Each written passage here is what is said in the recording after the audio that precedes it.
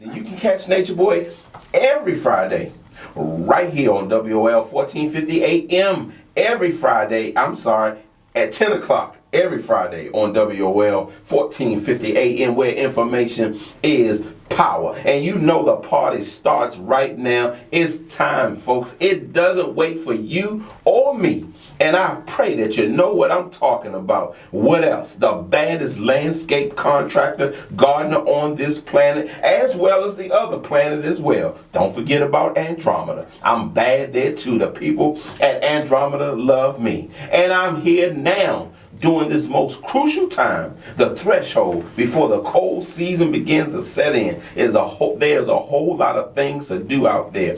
The cool time is important before old man winter knocks on our doors. I always say what we do now reflects on the future of our spring and summer next year. Now, on the trendy side of things, there's some important things that we got to think about for the fall. Don't think because your summer annuals and all that stuff begins to die. There are fall colors that you can put in place right now. I'm talking about colors.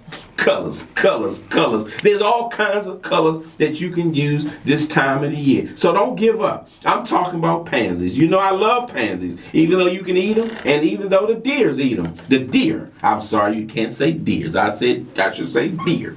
But even though the deer love to eat them, there's something to combat that. That is what you call transparent netting. You can use transparent netting to cover up those pansies and use staples all over them, so then that way the deer won't stick their long noses and snouts underneath them and just try to grab them with their lips. If you put them on the right way, you don't have to worry about it, and you'll still have that colorful display. We've been planting pansies all over the darn city, just all over the place, and using transparent netting, as well as the kale ornamental.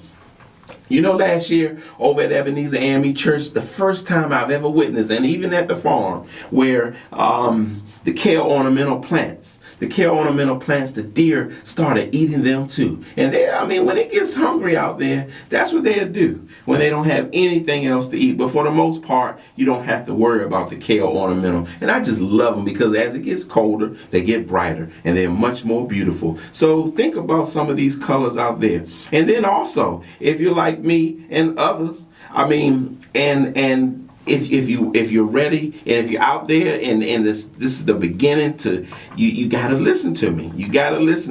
I'm talking about facelifts for so many reasons. Overgrown lack of maintenance. You may want to use a facelift for that reason. You'll be surprised how you just let things grow and grow. And sometimes folks ask me, how big does it get? Well, you don't have to allow it to get big. If you keep your beard trim, if you keep your hair trim, if you keep your hair done and you got to trim it, that's the same way with shrubbery.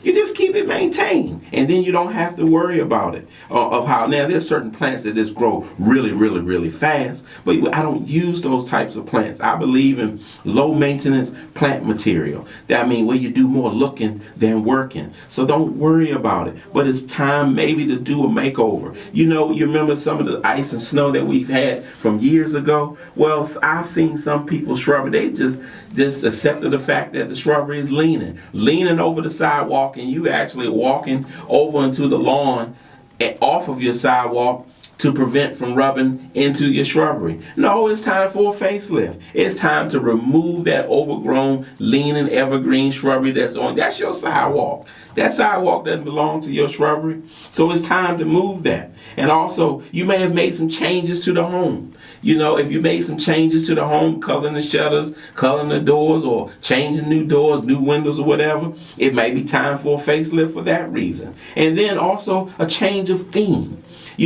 Some folks like edible gardens now. Some folks like tomatoes in the front of their yard. Some folks like other types of vegetables, peppers, or whatever. It's called an edible garden in conjunction with your evergreens or your azaleas or your boxwoods or whatever. They work very well. I've seen folks do it a lot of times. So it might a change of theme. Even English gardens where you have just a lot of greenery right there. It is time for maybe a facelift, and this is the best time of year to do that. And also even a succession in colors using perennials.